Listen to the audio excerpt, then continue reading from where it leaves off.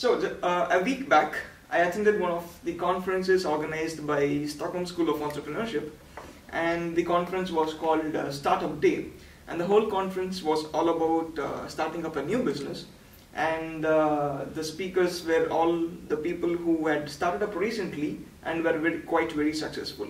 So I attended this conference, and at the end of each speaker's speech, a chance was given to the audience to ask a question. And I asked the question, and I got a reasonable answer, but that's not important now.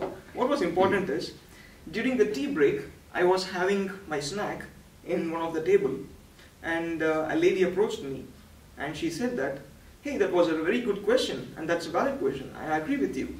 And what that little question asked me, the person that asked me, it went on to a much bigger discussion, and later on we went into a lot of topics, and we've built a good relation. And till now we've been in good touch with each other for just 1 week, but it's been in good touch with each other.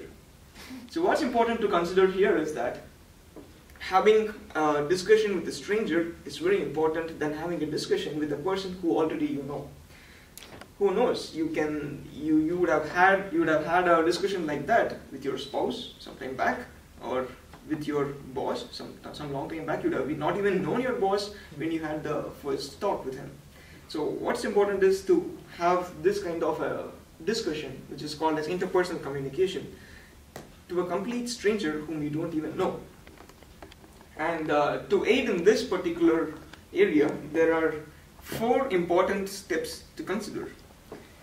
So how do you open with a new person whom you don't know at all? So the things to be considered here is that you don't even know. The first point is you don't even know, and you don't know what kind of a mindset this person is and what kind of a character he is in. So how do you start with? The first step in starting is to have a small talk. So in this example which I told you, she approached me, she had a small anchor that, hey, you had a nice question. So what that small anchor built up was which intrigated me, or which inspired me to go on. So finding this small talks like, how do you find the weather to be? Or how do you feel? Something like that, which makes the other person feel good and also helps in building up a longer discussion. So when you have the small talk, you get to know what kind of a mindset this person is in. So once you get to know what kind of mindset this person is in, and he's ready to talk and not, because sometimes you can just get it go away because he's not interested in speaking. If he is interested in speaking, you can identify which places you can speak in further. The second point is to have facts disclosure. When in the same example which I told you, she said that you had a nice discussion, and when as we proceeded, she started asking more about started telling more about the speakers and what you feel about the speakers, and the facts we spoke about what kind of companies those speakers they have started. And the third point is to have views and viewpoints and discussions. So at this particular place, what happened was, incidentally, I wanted to connect with this person, and I asked her for her LinkedIn profile. So I took my phone and I asked her LinkedIn profile and started to type. And it was the time when the Nepal earthquake started to come, and I had a notification popping up in my phone and says that Nepal earthquake and 1,000+ people are expected to have killed. And she immediately picked up that point and started asking me, what do you think about this? Isn't this pathetic? I had some of my friends from India messaging me now stating that such a thing has happened, and isn't this a pathetic thing? What do you think about it? I don't know if she really had her friends in India and she felt pathetic, but she asked me to know how I felt it. And that's kind of situations where you have to talk about the viewpoints and opinions, like how do you feel about all these things. At this particular point, you have already made a good relationship with the other person. And the next important and last step is, which might take a longer time to come to this step, but once you complete this particular step, I'm sure that you would have made a very good impression in the first hand. And this particular step is personal feelings. You go much deeper, a step ahead, and ask the person about, or because you are already in a position to ask about the personal things, you can say about how your family is and where you are, and in fact what you think about your next future plans or something like that. I say you again, this particular step takes a long time, but once you complete this particular step, you can be assured that you've reached a good place to have a further longer lasting relationship with that person. So starting again, small talk, facts disclosure, viewpoints and opinions, and personal feelings. And one more than that, there is an important thing when you ask questions, which is called as open-ended questions. When you ask questions, some questions have only binary answers, yes or no. You can ask the person, hey, are you here on the business trip? And the answer would be yes or no. But you don't get much further points to add on with. So what you can rather ask is, what made you to come here? So you get more answers on that particular aspect. So these are some of the important tools which you can use to converse with a stranger. So here in this interpersonal communication skills manual, the first project is Conversing with Ease, and the project is about having a role play with the person whom I completely don't know. And here is, Saira. Yeah, Saira. So the situation here is that myself and Saira, we incidentally meet on a long journey train. We sit near each other, and let's see how I start the discussion with, and how I motivate Saira to have much longer discussion. And let's see how it goes. Yeah, exciting.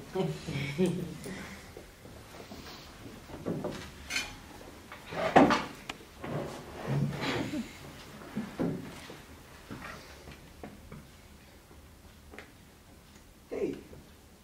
Hello. How are you? I'm fine, thank you.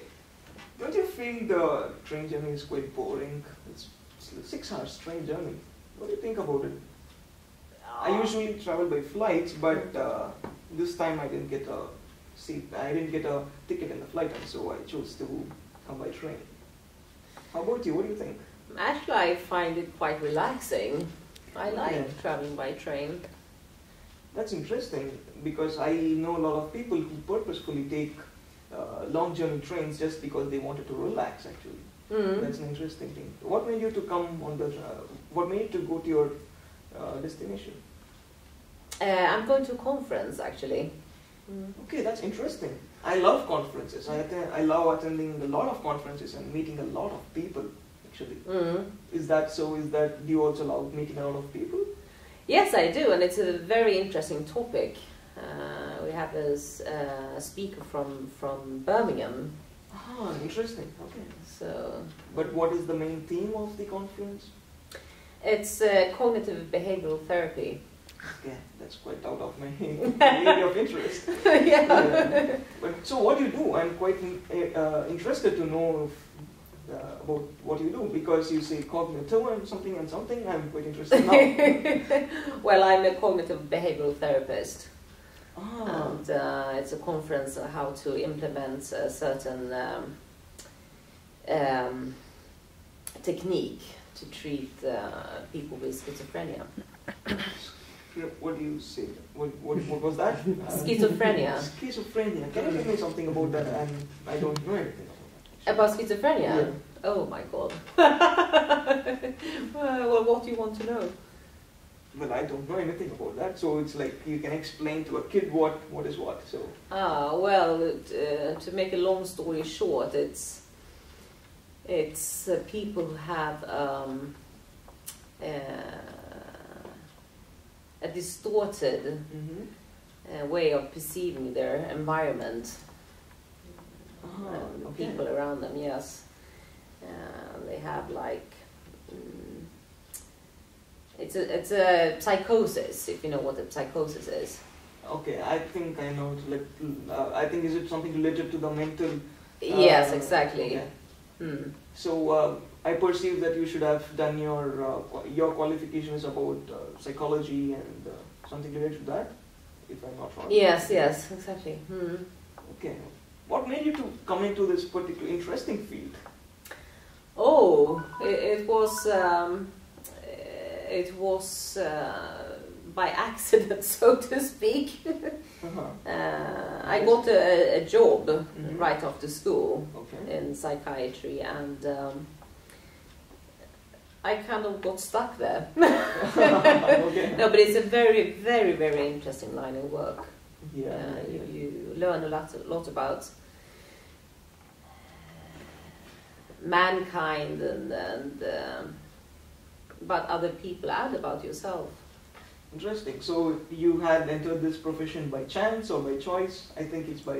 And by chance and then by choice. Okay, that's interesting. Because I know a lot of people who just chose their career by chance, and not just because they loved it. But as they went into their career, they had built up their love for that particular work, and they went on. Well, I was always interested in psychology since I was very young. Okay, that's interesting. It was very much nice talking to you. I'm sorry. Yeah, same to you. Sorry, I didn't ask you anything. Yeah. So I'm right now doing my master's in KTH in integrated product design, and we study a lot of courses with respect to management and technology. Like that, designing stuffs, and also with respect to management, we study something like related to product innovation and innovative business modeling and model creation, model generation, something like that. That's interesting. We have two completely different careers. Exactly. Yeah. But interesting, if you notice that innovation happens only when two different fields get together and create something new. That's true. That's how innovation happens. It was nice talking to you. Yeah, the same. Yeah. Maybe we could go and have a cup of coffee. Of course. Discuss a lot. We can get to know about each other and what you do and what I do. Yeah. Let's see if that would be interesting. That goes on and click somewhere. It was nice talking to you. Yeah, the same. Thank you. Yeah. So, if we can have an informal discussion about how it went and what you felt it could have been done better. Was there any places that really provoked her or something like that? Shall I do is it evaluation or is it it's a part an informal discussion? Part of the speech? Okay. So, how did you feel when you didn't know, because you didn't know anything about me? And how did you feel when a stranger asking you about so many things in the beginning? No, I'm comfortable with that. That's not a problem. And I think you showed an interest. And even though it was totally out of your knowledge, so to speak, you showed interest and asked more questions about it, and often you like to talk about what you do. So which means that you're already used to such a kind of a situations where a completely new person comes and having a sudden discussion. Okay. So what do you think about? You achieved your goal, and that was interesting. At the end, it really felt like you'd connected, but you were pretty nervous in the beginning, and then you were using too many words. Okay. You were speaking a bit nervously, and not really letting her in. Okay. I agree. I thought that you were being a bit nosy. You were getting too personal too soon, way too soon, and I liked your intro. What do you think about this train ride? And you picked up. You're good at picking up on what she said. She said, "Oh, I kind of like it," and you said, "Oh yeah, I know people who take train rides to relax." But then you didn't let her continue. Okay.